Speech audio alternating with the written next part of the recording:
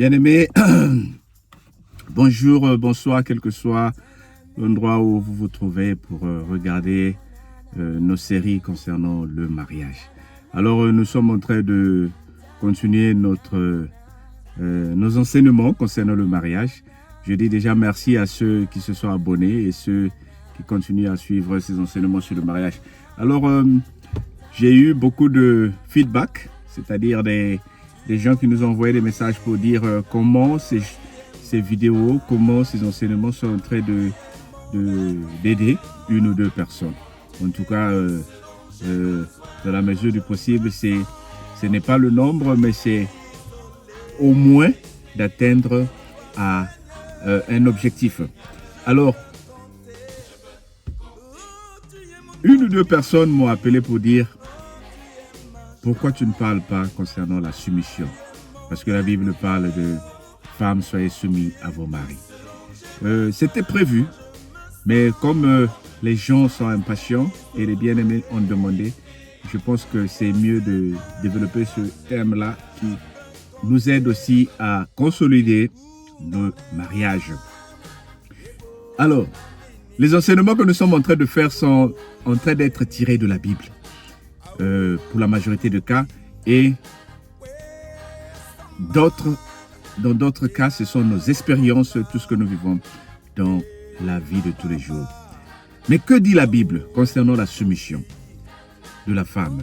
Éphésiens 5, 21 à 30. Vous soumettant les uns les autres dans la crainte de Christ, femmes, soyez soumises à vos maris comme au Seigneur. Car le mari est le chef de la femme, comme Christ est le chef de l'Église, qui est son corps et dont il est le sauveur. Or, de même que l'Église est soumise à Christ, les femmes aussi doivent l'être à leur mari en toutes choses. Marie, aimez vos femmes. Oh, bien-aimés, si vous comprenez ce que nous avons dit dès le départ de ces enseignements, j'avais introduit pour dire que ainsi l'homme quittera sa femme, son père et sa mère et s'attachera à sa femme et les deux deviendront une seule chair. Une seule chair. Alors c'est cette chair-là que nous devons aimer. Voilà pourquoi la Bible dit ici, Marie, aimez vos femmes. La Bible, nous devons la prendre dans le contexte où elle a été écrite, dans le contexte où elle a été inspirée. Ici, l'apôtre Paul est en train de parler dans un contexte du peuple juif, dans un contexte ancien, où l'homme était le pourvoyeur, où l'homme, c'est celui qui doit amener à manger, qui doit tout assurer, et la femme est à la maison pour s'occuper de l'homme. Voilà pourquoi l'apôtre Paul insiste, il faut se soumettre à ton mari. Alors bien aimé, ce n'est pas mauvais de continuer à revendiquer cela, que la femme doit se soumettre à l'homme. C'est bien. Mais moi, il y a un principe que j'applique dans la vie. Le respect, on ne le demande pas. Le respect, on le mérite.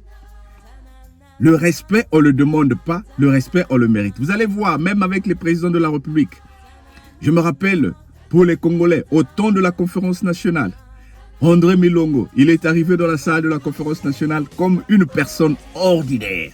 Mais quand il a été élu par les représentants du peuple, à ce jour-là, il était devenu Premier ministre. Et tout de suite, les responsabilités sont venues à lui.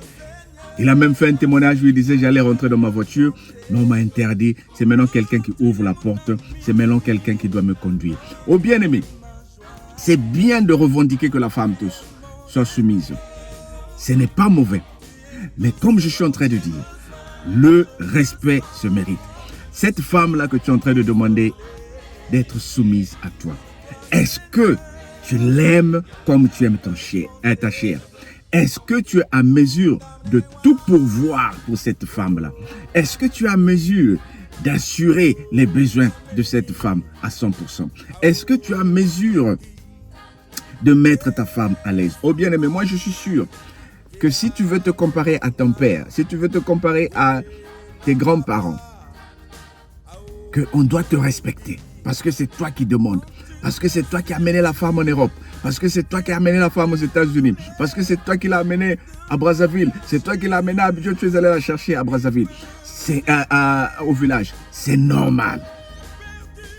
Mais comme j'étais en train de dire, les choses sont en train d'évoluer. Je ne suis pas contre la soumission de la femme. Je ne suis pas contre les hommes qui réclament que la femme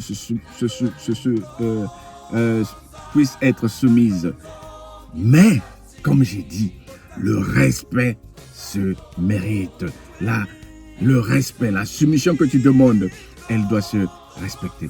Alors, si tu continues et si tu commences à aimer ta femme, si tu commences à aimer ta femme, elle va t'aimer automatiquement. Elle va te procurer tout ce dont tu as besoin.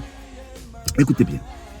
Jésus, notre Seigneur, Jésus-Christ, il prend de l'eau, il met dans un bassin et il prend une serviette, il met autour de son cou, de son rein.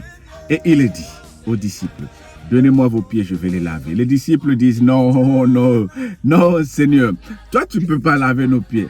Mais Jésus lui dit, voilà un signe d'amour et d'humilité que je suis en train de vous montrer. Que cela veut dire?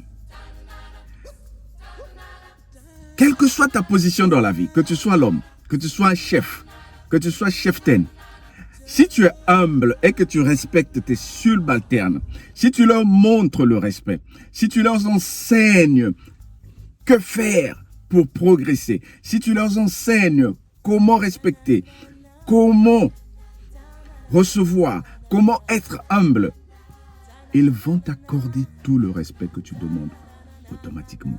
De même avec les enfants. Beaucoup de parents se plaignent. Mes enfants ne me respectent pas. Mais est-ce que les enfants sont à mesure de dire que papa nous respecte? Est-ce que tu es à mesure de comprendre que oui, c'est mon enfant, mais il y a des limites que je ne dois pas affranchir? Alors avec nos mentalités africaines, nous sommes souvent en train de réclamer, donne-moi, fais ceci pour moi. Mais nous ne savons pas faire. Alors j'insiste bien, le Seigneur Jésus-Christ, le roi des rois, le maître de maîtres, s'est humilié en lavant les pieds de ses disciples. Est-ce que toi tu peux décider un jour pour dire, ma femme, je veux faire à manger pour toi, je veux nettoyer la maison, je veux m'occuper des enfants. Ou c'est toi qui es assis au salon, du matin jusqu'au soir, et tu veux que la pauvre femme te sert. Tu veux que la pauvre femme fasse le ménage. Tu veux que la pauvre femme surveille les devoirs des enfants. Tu veux que la pauvre femme fasse la cuisine. Tu veux que la pauvre femme continue à s'occuper de tout pendant que toi tu es sur le WhatsApp, sur l'ordinateur. Et le pire, cette femme qui a passé toute sa journée dans la cuisine en train de te faire à manger, de nettoyer, de faire tout. Lorsqu'elle arrive au lit, tu veux qu'elle continue à te servir. Oui, c'est un sujet tabou, mais moi j'en parle. Beaucoup d'hommes se plaignent pour dire, ma femme ne me sert pas au lit. Mais comment on peut te servir au lit? Lorsque tu as fatigué la femme toute la journée, tu l'as laissée seule en train de s'occuper du ménage, en train de s'occuper des enfants. Il y a des papas, il y a des pères qui ne savent même pas quelle est la classe de son enfant. Je ne suis pas en train de critiquer les hommes, mais je sais de quoi je parle. En tant que serviteur de Dieu, en tant qu'une personne qui est en train de recevoir beaucoup d'informations. Parce que beaucoup de couples nous contactent et nous savons ce qui se passe dans les foyers. Alors les femmes aujourd'hui, elles doivent se dire, ah Papa Alain, tu nous as sauvés. Maintenant, je vais parler aux femmes. La Bible dit, soyez soumises à vos maris. Alors je vous ai défendu. J'ai dit, la soumission, ce n'est pas une obligation, mais la soumission se mérite. C'est quand on vous aime, c'est quand on vous montre l'amour et automatiquement vous vous soumettez à l'homme. Alors toi la femme, est-ce que tu réalises que l'homme qui t'a épousé est ton chef? Il ne faut pas être dans une situation où l'homme va continuer ou va commencer à te réclamer ses droits, où l'homme veut vouloir manifester ses droits par la force. Automatiquement, tu dois connaître tes limites. Tu dois connaître aussi les besoins de ton mari. Sers ton mari. Ce que tu veux que le mari fasse, fais-le aussi. Ce que tu veux que le mari fasse pour toi, parle-en. Ayez une communication. Parle à ton mari. Parle à ton mari. Et si tu remarques qu'il ne te respecte pas, au lieu de prendre certaines décisions qui vont mettre le trouble dans votre couple, demande à ton mari de parler. Cherchez des gens aussi qui peuvent vous aider. Alors, il y a beaucoup de femmes qui gagnent plus que leur mari. Est-ce que, parce que tu gagnes plus que ton mari, il est devenu un chiffon? Est-ce que, parce que ton mari n'a pas de papier, qu'il est devenu un chiffon? Ne compare ton mari à personne. Prends-le tel qu'il est.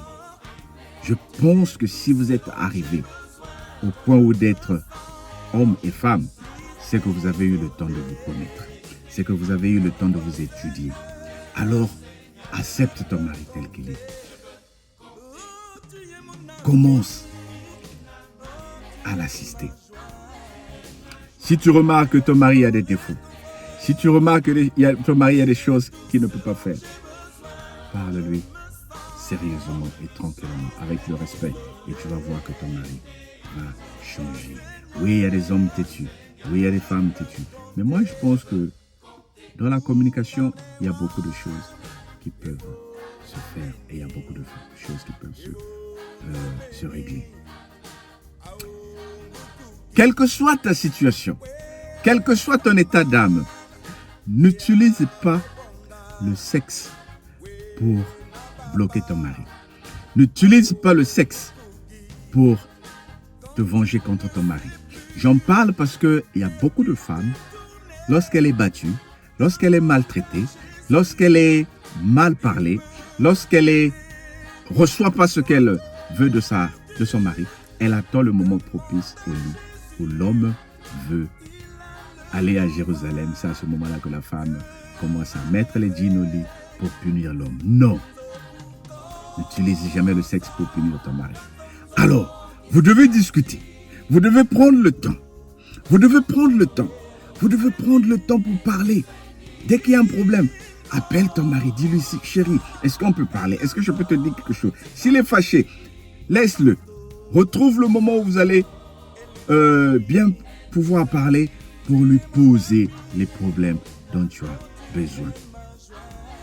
Et toujours dans ce sens-là, parce que y a des hommes aussi qui pensent que parce que la femme te respecte, elle doit te servir au lit quand tu en as besoin. Non, toutes ces choses-là se préparent, bien-aimé. Dès le matin, quand tu sais qu'aujourd'hui, moi, je veux aller à Jérusalem, il faut commencer à préparer la femme. Il faut commencer à préparer l'homme dès le matin. Dans la semaine, soyez en bonne relation, soyez en bonne communication. Mais toi, on te connaît. Le jour où tu commences à sourire, le jour où tu commences à bien parler, on sait que lui, là, il a besoin de quelque chose. Non, ça doit être instantané.